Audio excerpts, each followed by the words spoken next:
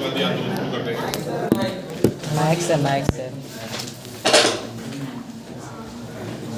Hello, हाँ, ठीक। तो भारत के बाहर जो गांधीवादी है, भारत के बाहर जो राष्ट्रीय आंदोलन है, उस राष्ट्रीय आंदोलन का कुछ और फैक्ट है, उसको पहले लिख लीजिए। जी सर।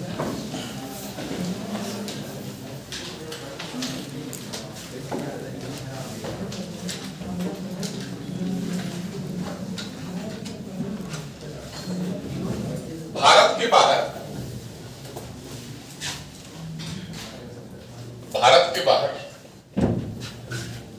राष्ट्रीय आंदोलन का एक अन्य महत्वपूर्ण केंद्र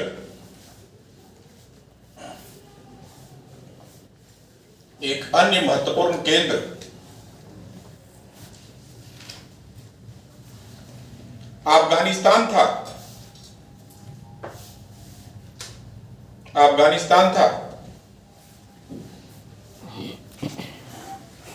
जहां 1915 में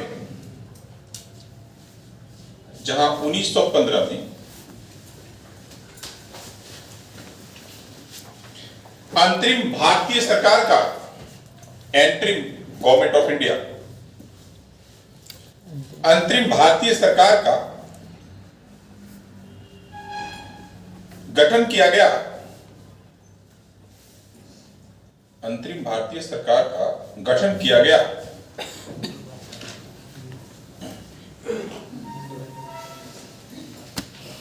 इस सरकार में राजा महेंद्र प्रताप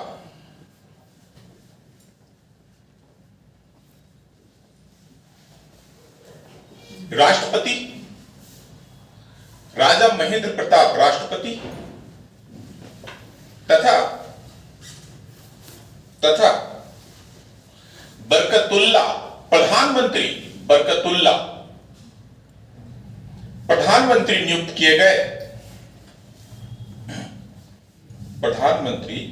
किए गए।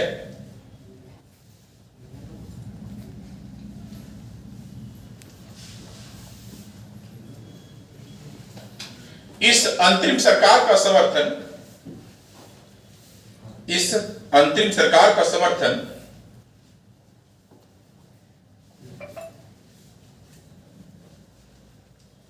रूस तथा जर्मनी ने किया।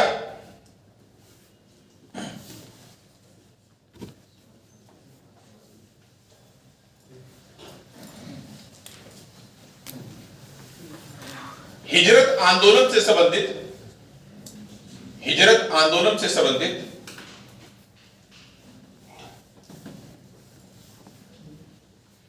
कई नेताओं द्वारा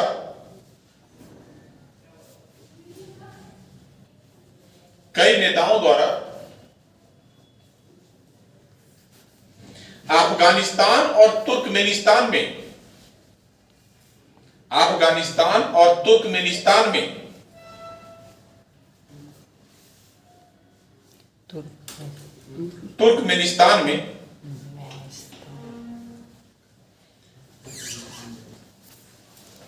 खुदाई खिदमतगार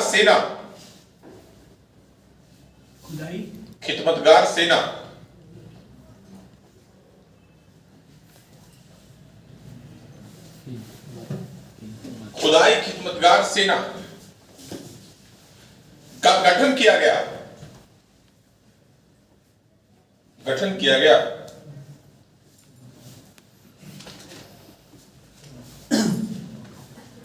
इस सेना के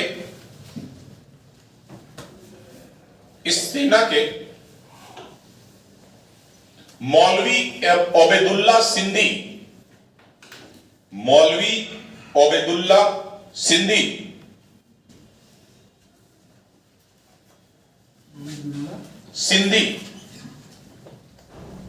के द्वारा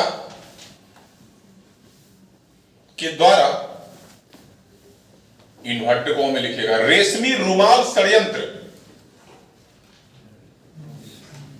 रेशमी रुमाल षड्यंत्र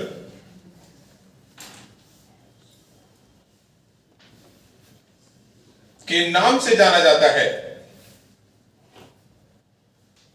के नाम से जाना जाता है।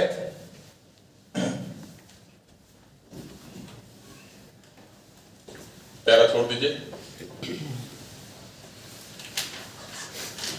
1939 में 1939 में कांग्रेस से अलग होने के उपरांत, कांग्रेस से अलग होने के उपरांत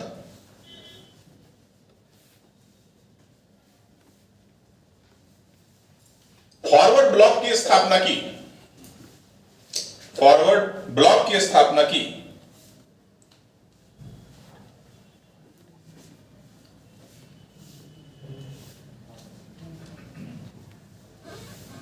उन्नीस सौ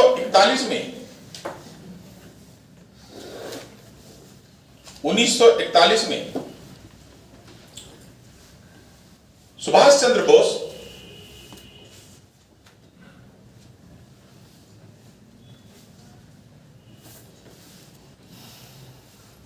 काबुल के रास्ते रूस पहुंच गए।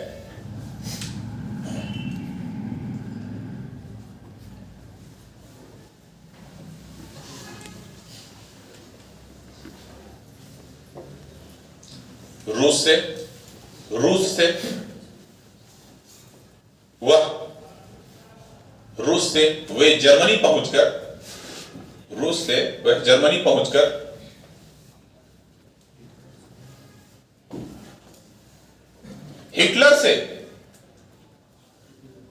हिटलर से भारतीय स्वतंत्रता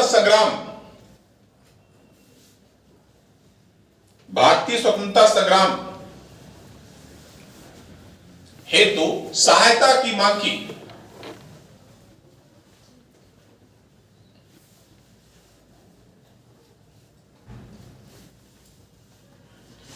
जर्मनी में ही सुभाष चंद्र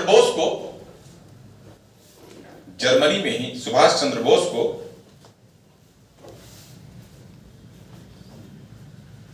नेताजी की उपाधि प्राप्त हुई।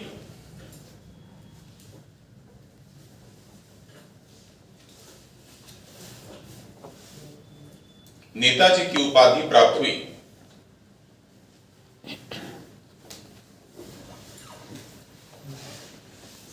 जर्मनी में ही इन्होंने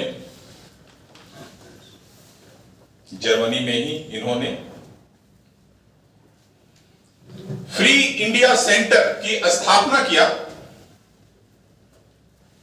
फ्री इंडिया सेंटर की स्थापना किया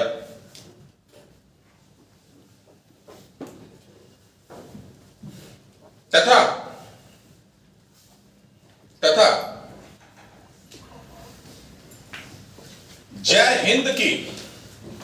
जय हिंद का नारा दिए।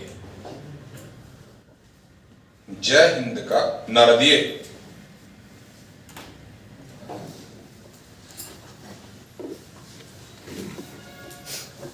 रास बिहारी बोस द्वारा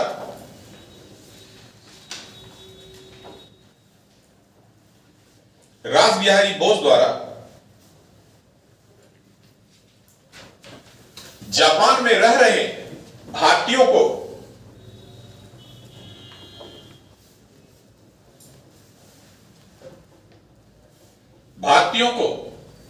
संबोधित करने के लिए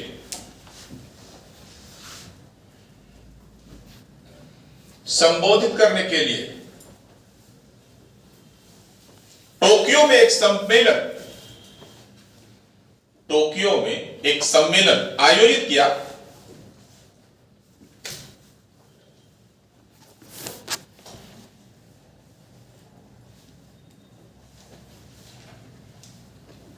यहीं पर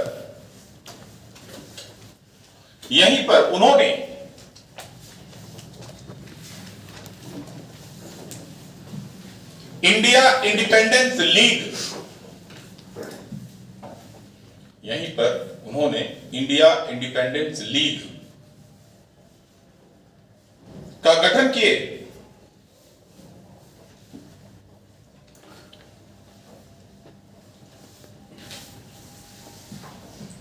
कैप्टन मोहन सिंह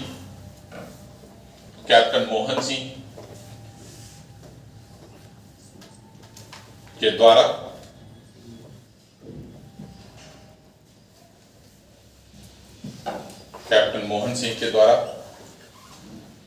ब्रिटिश भारतीय सैनिकों के सहयोग से 15 दिसंबर 1941 को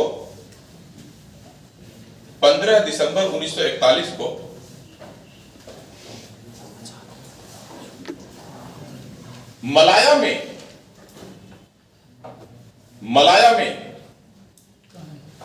सिंगापुर, मलाया है मलेशिया का क्षेत्र, बस मलेशिया में इसको पुनर्गठित किया जाएगा। ठीक है, मलाया में इसको नींव रखी जाएगी, मोहन सिंह ही रखेंगे इसको। ठीक है, मलाया में आजाद हिंद फौज का गठन किया जाएगा। आजाद हिंद फौज का गठन किया जाएगा।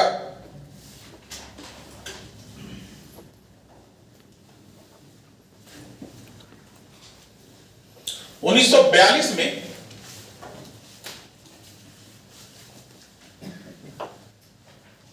रासबिहारी बोस द्वारा 1942 में रासबिहारी बोस द्वारा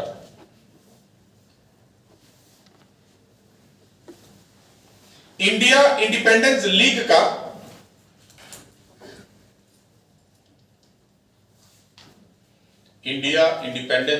का बैठक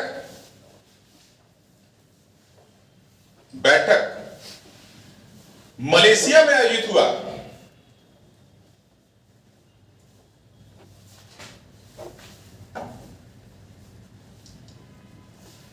मलेशिया में आयोजित हुआ, जहां सुभाष चंद्र बोस को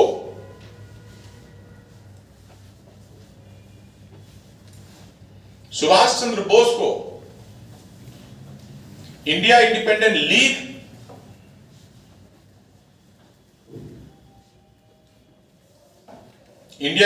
लीग तथा आजाद हिंद फौज का नेतृत्व सौंपने का निर्णय लिया गया।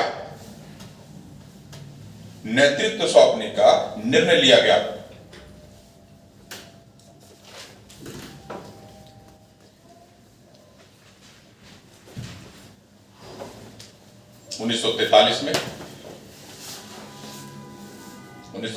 में सुभाष चंद्र बोस को 1943 में सुभाष चंद्र बोस को आजाद हिंद फौज का प्रधान नियुक्त कर दिया गया।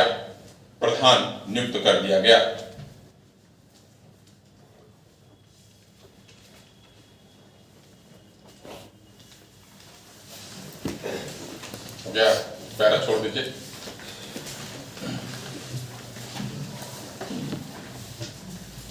इक्कीस अक्टूबर 1943 को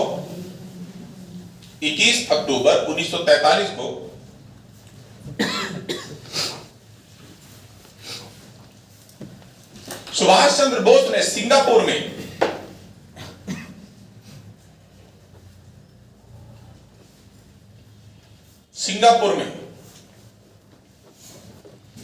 स्वतंत्र भारत का अस्थायी सरकार का गठन किया।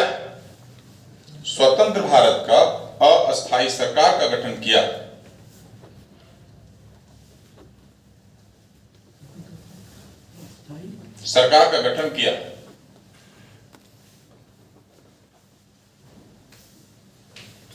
इस सरकार का मुख्यालय रंगून बनाया गया। इस सरकार का मुख्यालय रंगून बनाया गया।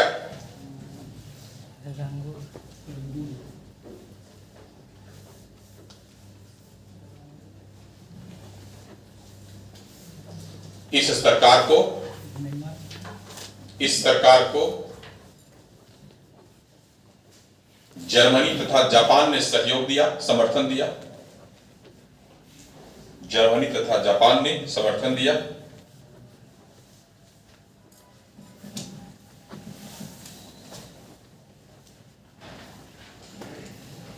सुभाष चंद्र बोस द्वारा आजाद हिंद फौज में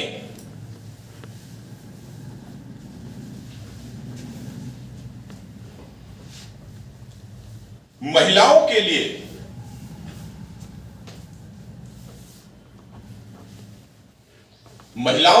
रानी झांसी रेजिमेंट, रानी झांसी रेजिमेंट का गठन किया गया। इसका हेड कौन था पता है? रानी झांसी रेजिमेंट का हेड कौन था? अबुल कलाम जिस समय राष्ट्रपति बने थे उस समय आप लोग को याद है? नहीं। तो जिसमें अबुल कलाम राष्ट्रपति चुनाव जीते थे, उनके खिलाफ एक महिला, पहली बार महिला कैंडिडेट चुनाव में गई थी। उनका नाम था लक्ष्मी सहगल। तो लक्ष्मी सहगल इसके हेड थे, मतलब उस समय तक जीवित थी लक्ष्मी सहगल। देख लीजिए, जिसका प्रमुख लक्ष्मी सहगल थी।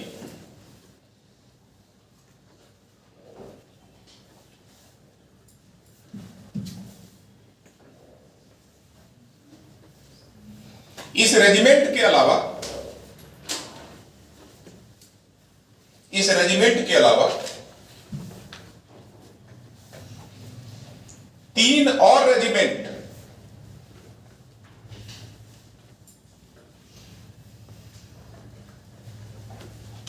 क्या नाम था तीनों रेजिमेंट का पता है? हाँ? दिमाग सुन लीजिएगा। जो लोग बोलते होंगे कि महात्मा गांधी और नेहरू, महात्मा गांधी या फिर सुभाष चंद्र बोस इन सब में नहीं पड़ता है या फिर नहीं विचारधारा अंतर होता होगा।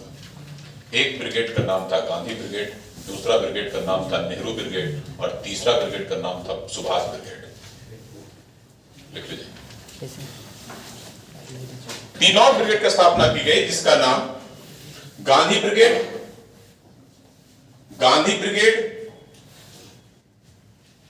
नेहरू ब्रिगेड तथा सुभाष ब्रिगेड था।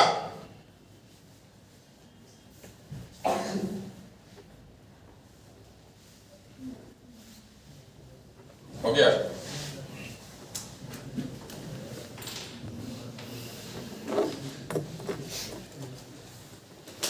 उन्नीस सौ तैतालीस में जापानी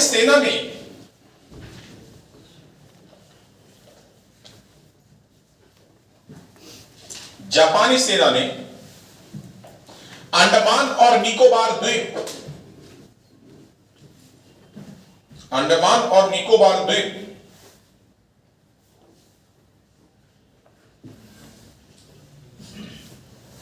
आजाद हिंद फौज को सौंप दिया।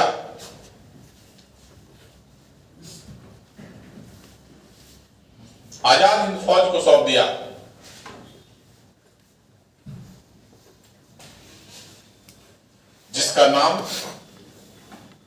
जिसका नाम शहीद द्वीप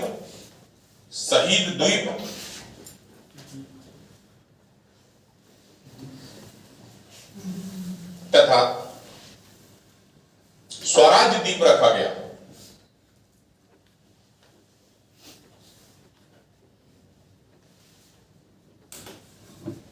छह 6 जुलाई 1944 को 6 जुलाई 1944 को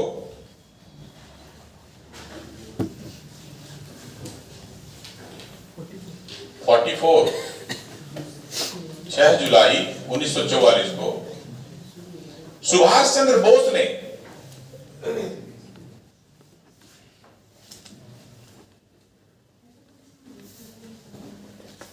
आजाद हिंद रेडियो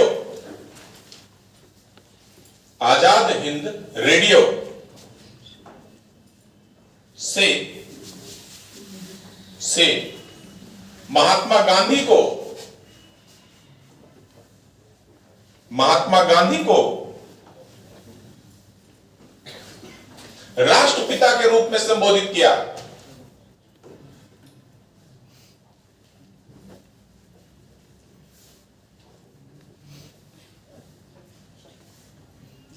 अगस्त 1945 को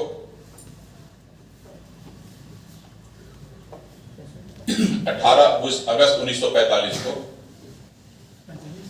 45 ताइवान में हुए हवाई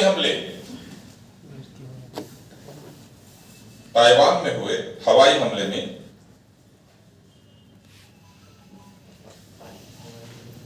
उनकी मृत्यु हो गई।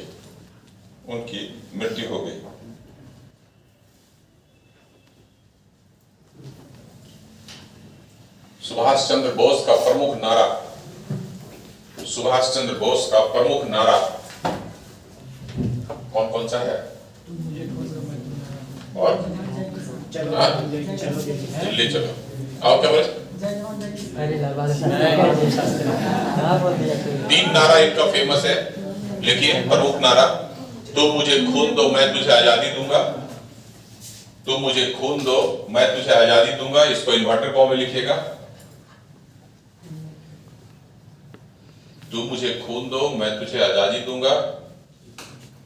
इन्वर्टर कॉमा बंद कर दीजिएगा, फिर कॉमा देकर के लिखिएगा दिल्ली चलो तथा जय हिंद है। हो गया? चलिए, अभी तक हम लोग राष्ट्रीय आंदोलन में 2 चीजें देखे। पहला चीज तो ये देखे कि संस्था बना ली और संस्था बनाने के बाद विधि के माध्यम से भारतीय समाज में, भारतीय राजनीति में, भारतीय अर्थव्यवस्था में सुधार की आशा रख रहे हैं। किससे? ब्रिटिश सरकार से। देखिए, अभी जितना कल लास्ट क्लास में जो लिखा है वो, और अब जितना क्लास होगा वो, पूरा हिस्ट्री जितना पढ़ाए होंगे उतना एक तरफ, और अब जो 5 से 7 क्लास जो आपका बचा हुआ है वो एक तरफ। ठीक है?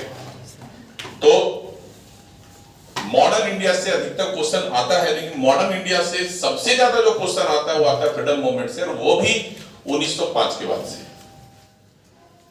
तो 1905 के बाद या 1885 से हम लोग देखेंगे, कांग्रेस की स्थापना से भी अगर हम लोग देखें तो कांग्रेस की स्थापना से 1905 तक हम लोग देखें कि वो लिबरल का जो फेज था उसमें एक ही बात है कि संगठन को मजबूत करो, ब्रिटिश सरकार के पास प्रस्ताव दो, और ब्रिटिश सरकार के माध्यम से हम भारत में जो है सो क्या करेंगे? सामाजिक सुधार करेंगे, आर्थिक सुधार करेंगे, राजनीतिक सुधार करेंगे, अर्थात आधुनिकता की ओर बढ़ेंगे। जब अधिकारों को मांग किया गया, अधिकार उचित मात्रा में नहीं मिला, उचित संख्या में नहीं मिला, जैसा बदलाव चाहते थे वैसा नहीं मिला, तब जो आंदोलन है वो उग्र हो गया। अर्थात ये विचार में जो है सो स्वराज्य की मांग की जाने लगी, हिस्सेदारी की मांग की जाने लगी, और जब स्वराज्य की मांग की जाने लगी तभी देखेंगे क्या कि इन सब मांगों के दौरान पत्र पत्रिकाओं के माध्यम से उग्र भाषण दिया गया, उग्र विचार रखा गया, जिसका कारण क्या हुआ कि कई जो सो हिंसक घटनाएं हुई। हिंसक घटनाओं का परिणाम यह निकला कि भारतीय राष्ट्रीय आंदोलन मजबूत होता था फिर कमजोर हो जाता था। मजबूत होता था इसलिए क्योंकि उस ब्रिटिश सरकार पर दबाव बनता था, कमजोर इसलिए हो जाता था ब्रिटिश सरकार इसका निर्दयता से हत्या कर देती थी। निर्दयता से जो है सो क्रूडली जो है सो इसको क्या करती थी, दबा देती थी, सप्रेस कर देती थी। एक और चीज हम लोग देखेंगे, अभी जो बेसिक चीज देखेंगे,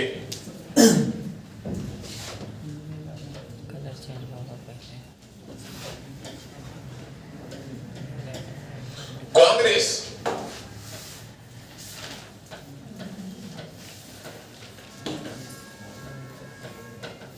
अभी जो कांग्रेस है, ये कांग्रेस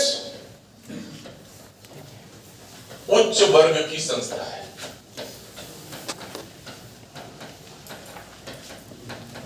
कांग्रेस जो है वो उच्च वर्ग की संस्था है। उच्च वर्ग का कहने का मतलब है कि इसमें बुद्धिजीवी, इंटेलेक्चुअल, जमींदार, महाजन और पूंजीपति, ये तीन लोग हैं। ऐसे में अगर बुद्धिजीवी है तो जो सामान्य वर्ग है वो किसान और मजदूर, ये दो ऐसा वर्ग है जो, ये दो ऐसे क्लास हैं, तीन ऐसे क्लास हैं जिसको कांग्रेस से कोई लेना देना नहीं है।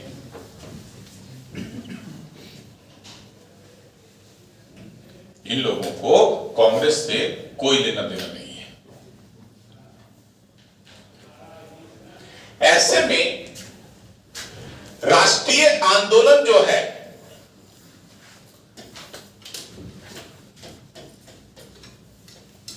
राष्ट्रीय आंदोलन का क्षेत्र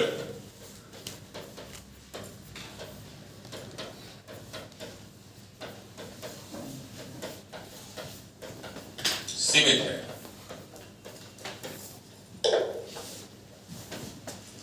ये लोग आजादी की बात करेंगे, लेकिन अपने आजादी की बात करेंगे, अंग्रेजों से आजादी की बात करेंगे, इसका अधिकार नहीं छीनना चाहिए, लेकिन ये आजादी नहीं देंगे इन लोगों को।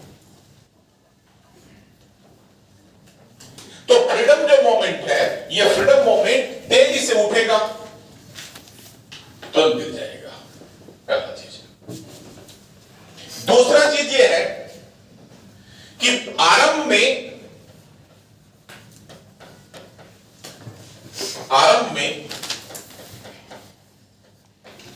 राष्ट्रीय आंदोलन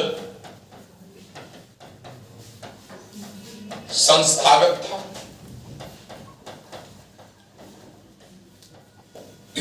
इसके बाद हिंसक हो गया, हिंसक हो गया। और जब हिंसक हो गया तो किसी भी आंदोलन में आप हिंसा का प्रयोग करो, कभी भी सत्य और कभी भी जीत नहीं होगा। जिसको बोलते ना अल्टीमेटली जीत वो नहीं होगा।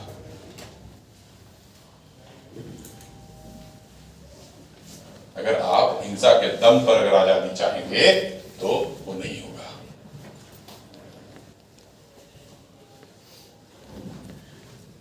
ऐसे में जो संस्थागत लोग हैं, ये तो इनसे दूरी बना करके रखेंगे। उदारवादी लोग हैं, ये उग्रवादी लोग हैं।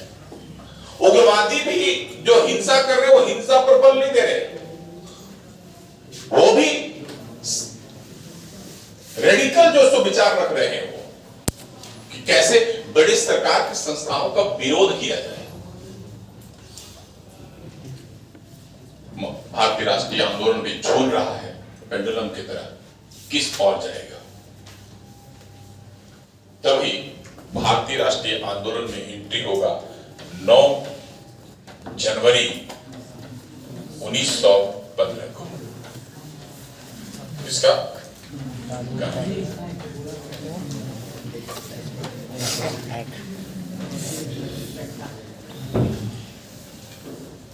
देखिए, पूरा का पूरा दुनिया पर अधिकार था किसका? अंग्रेजों का। बताया जाता है कि ब्रिटेन जो बोला जाता है ना कि ब्रिटेन में कभी सूरज अस्त नहीं होता है। कैसे अस्त होगा?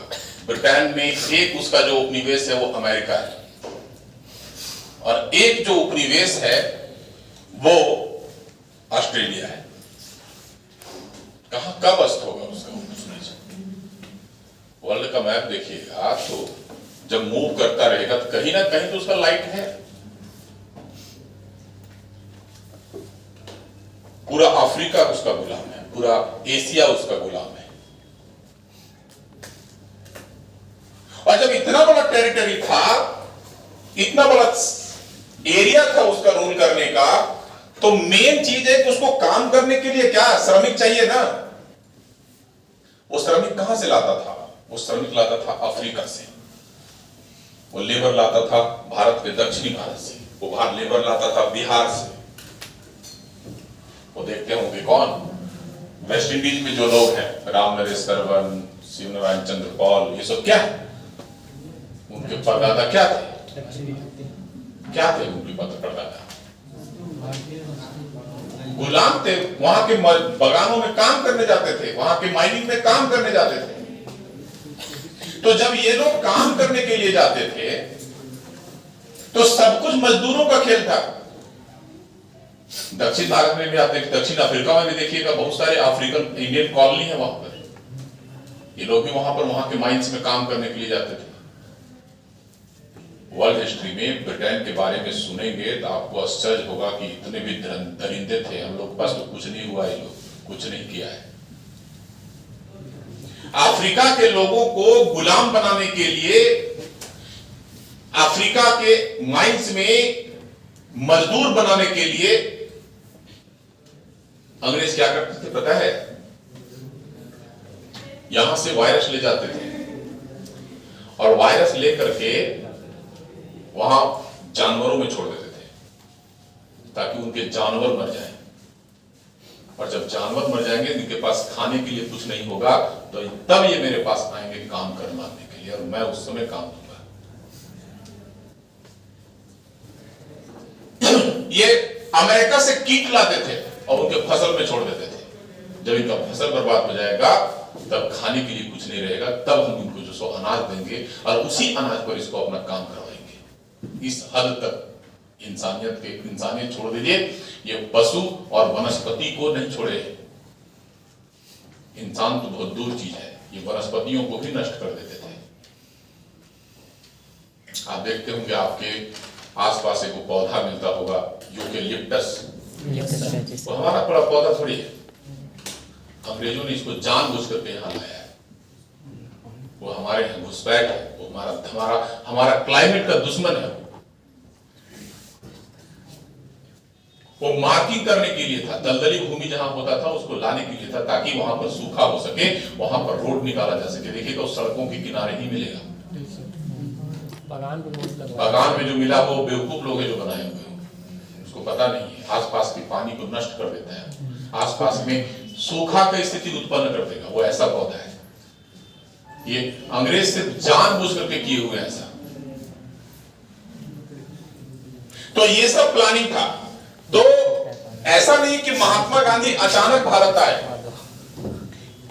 महात्मा गांधी तिस्मार खां आदमी भी नहीं थे।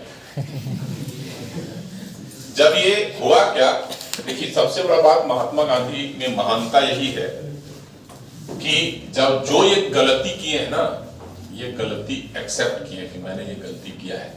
मैं चोरी किया हूं तो चोरी किया हूं, मैं अगर लग्जरियस लाइफ जिया हूं, शराब पिया हूं, मांस खाया हूं तो मैं किया हूं, ये मानते हैं। और सब नेता बोल दे कि हमने चोरी किया। भारत में कोई नेता बोलेगा कि हम चोरी किए? हाँ, अच्छाइयां बताना अलग चीज है। महात्मा गांधी अपने आत्मकथा में लिखते हैं कि कोई आत्मकथा तब तक आत्मकथा नहीं हो सकता जब तक उस आत्मकथा में आपकी बुराइयां नहीं है। तो महात्मा गांधी ना तो तिस्मार खां आदमी थे, ना ही अच्छे पढ़ाकू थे। कोई पढ़ाकू नहीं थे। दूसरा चीज है कि इनका कभी राइटिंग देखने का मौका मिले, देखने को मिल जाएगा आपको कितना रद्दी राइटिंग था इनका। सही से इनका राइटिंग भी नहीं बनता था, राइटिंग से ही पता चल सकता है। ऐसे में ये अपना इनका जन्म 2 अक्टूबर 1869 को पोरबंदर में हुआ। ये पोरबंदर में हुआ और ये व्यापारी खानदान से थे। इनके पिता जो हैं वो बिजनेसमैन थे। ऐसे में वैसे परिवार से जब थे तो हम देखेंगे कि इनका जो प्रारंभिक जो एजुकेशन है पोरबंदर से ही हुआ, लेकिन हायर जो एजुकेशन वो बॉम्बे से हुआ। ये बॉम्बे पढ़ने आ गए। जब बॉम्बे पढ़ने गए तो इन्होंने लॉ की डिग्री लेने के लिए, लॉ की शिक्षा लेने के लिए लंदन चले गए। और जब लंदन गए तो इनको लंदन का हवा लग गया। अच्छा सा हैट, जैकेट, पैंट, शूज, क्या गिटार सब लिए। वो अब पब जाते थे। हम पब भी गए। वहां पर पार्टी, अंग्रेजों के साथ बैठना, चेयर करना, शराब पीना, मांस खाना, ये सब की। तभी ने जब ये पूरा लग्जरियस लाइफ जी रहे थे, तभी उसी पब में इनको एक व्यक्ति मिला जिनका नाम है चौधरी रहमत अली। वो बोले जो काम करने आए हो पहले वो काम करो। और उनको वही नहीं होता कि जो टोट पे कसते हैं लोग, बाप के पैसे में मजा तब नहीं जब अपने पैसे में जितना मजा है। उनको सुनाया गया, वो आए घर, सारा हेड, जैकेट, पैंट, गिटार सब एक जगह किए, माचिस जला करके खत्म कर दिए। उस दिन के बाद से ये पढ़े, लॉ की डिग्री लिए और इंडिया गए। लॉ की डिग्री जब ले रहे थे तो इनका अंग्रेजों के साथ बेहतर संबंध था। उठना बैठना, पब जाते थे तो अंग्रेज साथ ही रहते थे। वो सब मित्र तो थे ही, भले ये अपना वो लाइफ छोड़ दिए, लेकिन था लाइफ। जब ये भारत आए तो भारत में इनके पास ऐसा नहीं है कि बहुत केस होगा या फिर लंबा फीस था या बड़ा फीस था। इनके पास केस ही नहीं था। जब ये लॉ पढ़ के आए थे इनके पास केस नहीं था। तभी भारत का एक व्यापारी है, क्या नाम है उसका, अब्दुल्ला। भारत का एक व्यापारी है जो व्यापार करता था अफ्रीका से, दक्षिणी अफ्रीका से। और उसका कुछ व्यापारिक गतिविधियों को लेकर के एक केस चल रहा था अफ्रीका में। अब इंडिया से कोई वकील जाने के लिए वहां रेडी नहीं था। जाने आने में इतना खर्च होगा, वहां पर अपना ड्राफ्ट कैसे करेंगे, अपना पक्ष कैसे रखेंगे। तो ये महात्मा गांधी से मिले और बोले कि जो जितना पैसा चाहिए, सोचना नहीं, जो पैसा चाहिए वो पैसा तुम बोल देना, मैं दे दूंगा। दूसरा कंडीशन ये है कि केस जीतो या हारो कोई मतलब नहीं, आप सिर्फ मेरा पक्ष उस कोर्ट में रख देना, बाकी जो होगा देखा जाएगा। पिता के समझाने पे चले गए। जब ये गए तो जाने के दौरान, जब ये गुजरात से अफ्रीका जा रहे थे, तभी इनके हाथ में 3 लोगों की किताब थी। पहला जॉन रस्किन की किताब अनटू द लॉस्ट, दूसरा हरिश्चंद्र की आत्मकथा, हरिश्चंद्र की जीवनी, और तीसरा लियो टॉलस्टॉय की किताब है। ये उस दौरान पढ़ते जा रहे थे इन सब चीजों से, और इन सब चीजों में एक ही चीज उनको लगा कि जिंदगी सिर्फ आखिरी व्यक्ति के लिए है, फर्स्ट व्यक्ति के लिए नहीं। आखिरी व्यक्ति का मतलब है जो सबसे कमजोर व्यक्ति है उसके साथ खड़ा रहने में है, उसके साथ नहीं जो सबसे ऊपर खड़ा है। जब महात्मा गांधी दक्षिण अफ्रीका पहुंचे, अफ्रीका पहुंचने के बाद वो घटना सब चर्चित है कि वो फर्स्ट क्लास का टिकट कटाए, फर्स्ट क्लास में बैठे, लेकिन उनको उठा करके बाहर फेंक दिया गया। उनको ये समझ में ही नहीं आया कि मुझे फेंका क्यों गया, क्योंकि वो अंग्रेजों के साथ हमेशा उनके पब या उनके घर तक जाते थे लंदन में। अंग्रेजों के साथ उनका खाना था, उनके साथ रहना था, उनके साथ पढ़ना था, किसी प्रकार का जो सो भेदभाव नहीं हुआ। तो जब इनको स्टेशन पर बाहर फेंक दिया गया फर्स्ट क्लास ट्रेनी से, टिकट होते हुए बाहर फेंक दिया गया, उन्होंने दिखाया कि प्रॉब्लम क्या था। तो बोले आप फर्स्ट क्लास में बैठने के लिए एलिजिबल नहीं है। बोले क्यों? वो सिर्फ व्हाइट लोगों के लिए, गोरे लोगों के लिए। ऐसा तो कोई रूल्स नहीं है रेलवे में। बोले नहीं, ट्रेडिशन है। बोले ट्रेडिशन जैसा? तो बोले आप बाहर कभी देख, और यात्री आए, बोले सर आप बाहर निकल जाइए, उसके बाद आप और चीज देखिएगा। जब बाहर निकले तो देखते क्या है कि व्हाइट के लिए सड़क भी अलग है, ब्लैक के लिए सड़क अलग है, व्हाइट के लिए चर्च अलग है, व्हाइट ब्लैक के लिए चर्च अलग है, गार्डन अलग है, यहां तक कि गार्डन छोड़ दीजिए, जो मार्केट है वो मार्केट भी अलग है। ब्लैक लोगों के साथ 24 घंटे में 20 घंटा काम लिया जाता था। पेमेंट नॉमिनल दिया जाता था, किसी भी दिन छुट्टी नहीं था। महात्मा गांधी अब्दुल्ला के केस को लड़े, फाइट किए, प्रपोजल रखे, जीत भी गए, और बाद में उन्होंने निर्णय लिया कि नहीं, मैं यहां से तब तक नहीं जाऊंगा जब तक मुझे उस प्रश्न का आंसर नहीं मिल जाता कि मुझे फेंका क्यों गया। वहीं पे उन लोगों को, ब्लैक लोगों को यूनाइट किए, जोड़े, बोले कि ये गलत है, तुम्हारे पास ऐसा कोई आर्टिकल नहीं है, ऐसा कोई एक्ट नहीं है जो ऐसा काम ले सकता है आप लोगों से, ये गलत है। सबको लगा ये पागल है, हटाओ इसको, गलत है, कैसे गलत है। महात्मा गांधी बोले कि आपके पास जो एग्रीमेंट पेपर है उसको जला दो, वही तुम्हारी आजादी है। तो उनको लगा बहकाने आया है। महात्मा गांधी बोले ठीक है, अगर नहीं जलाओगे तो शुरुआत मैं ही करता हूं, मैं अपना पासपोर्ट जला देता हूं। ये अपना पासपोर्ट जला दिए, और उनका पासपोर्ट जलाना, उसके बाद इनके समर्थन में भीड़ आ गई। महात्मा गांधी के समर्थन में भीड़ आई। महात्मा गांधी बोले कि आज से आजाद हो,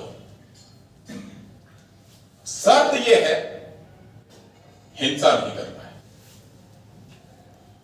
जब आप अपने अधिकार की मांग करो, आपका बात सही हो, तो आप हिंसा क्यों करोगे? आज नहीं तो कल देगा, वो नहीं देगा तो खुद हटेगा।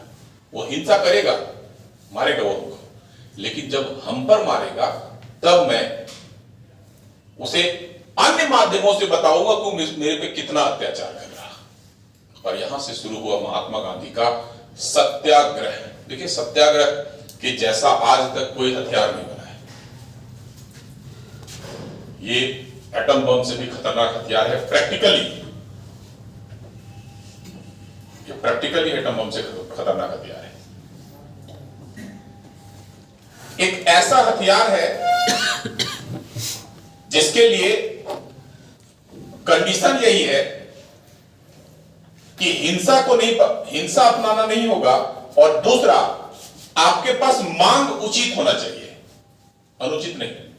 उचित मांग और अहिंसा का मार्ग,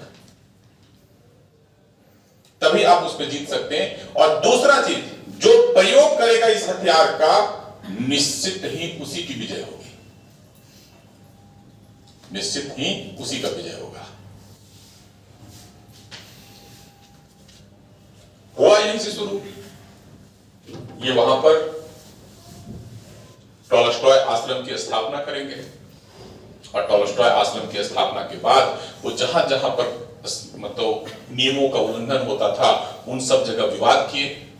काम यही था, नॉलेज लेना, कोर्ट पहुंच जाना, कोई काम ही नहीं। अब सब कुछ इन्हीं के लिए जुगाड़ है। लोग अपना खाना दे रहे थे इनको खाना खाइए, इनका हर चीज का व्यवस्था हो रहा था, और इनका काम क्या था, उसके प्रॉब्लम को लेकर के कोर्ट पहुंच जाना। कोर्ट पहुंचते गए, कोर्ट जीतते गए, केस जीतते गए, उनको अधिकार मिलता गया। आसानी से तो अधिकार मिलेगा नहीं।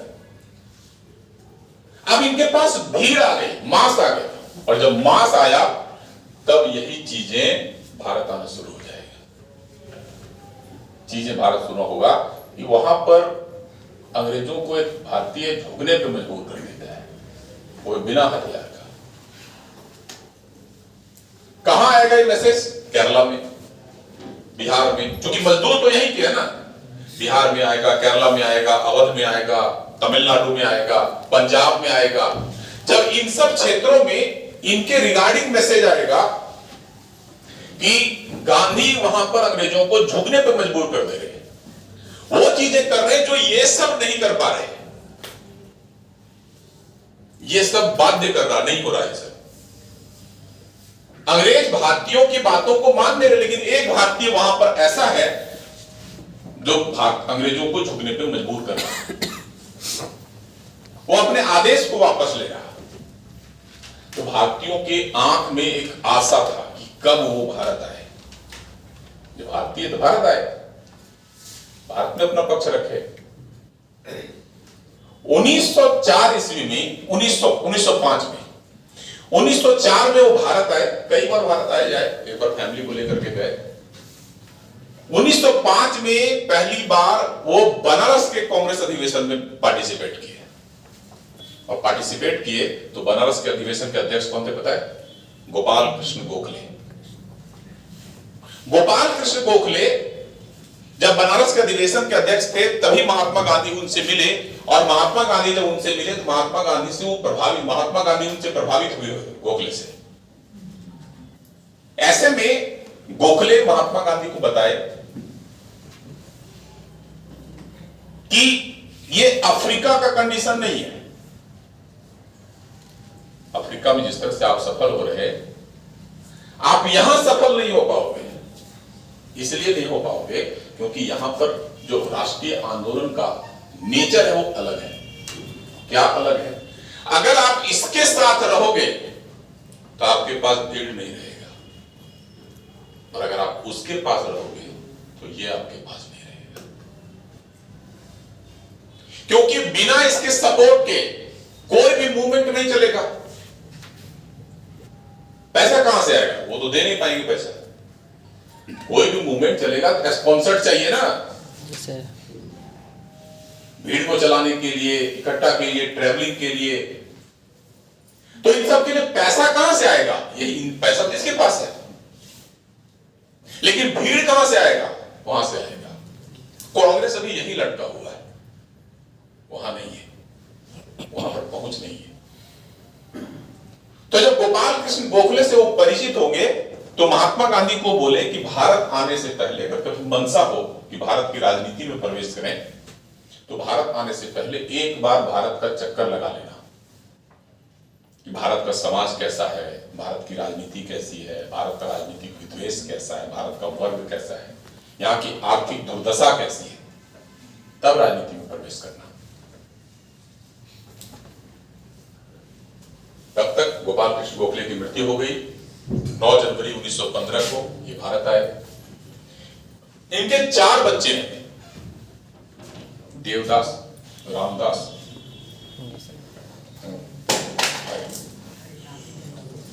कौन सा, हरिलाल, मोहन, मनीलाल, हरिलाल, मनीलाल, देवदास, रामदास, ये 4 बच्चे।